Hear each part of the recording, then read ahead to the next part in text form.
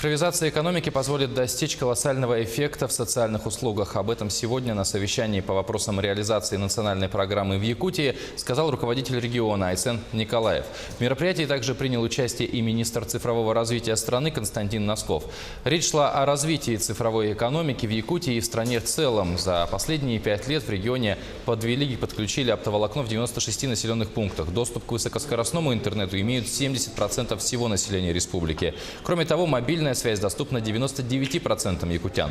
Наличие связи позволяет повысить уровень социальных услуг. Яркий пример – телемедицина, которая сейчас широко используется во многих удаленных больницах республики. Можем достичь того, что в наших школах, например, удаленно будут преподавать лучшие профессора и нашей страны, и всего мира. То же касается и медицинских услуг. Сегодня уже очень активно жители республики пользуются телемедициной. Я сам вот сейчас езжу по районам, разговариваю везде с врачами, и видно, что услуги телемедицины крайне востребованы. Мы сможем при дальнейшем развитии цифровизации, при дальнейшем охвате наших отдаленных населенных пунктов еще более сделать доступным эту услугу. Вот только два направления, о которых я сказал, я уж не говорю о том, что цифровизация поможет наши государственные муниципальные услуги перевести полностью в электронный вид.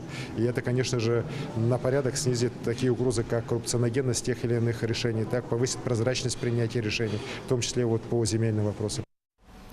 В свою очередь, руководитель федерального ведомства Константин Носков сказал о неизбежном понижении тарифов на услуги связи и интернета.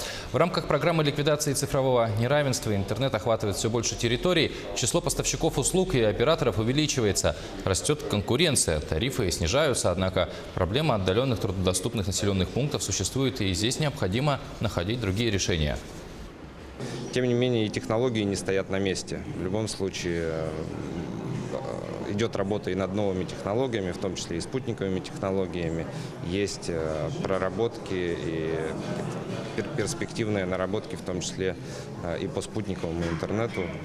Я думаю, что в ближайшие десятилетия ситуация изменится радикально, но и в ближайшее время, конечно, год от года стоимость интернета будет снижаться.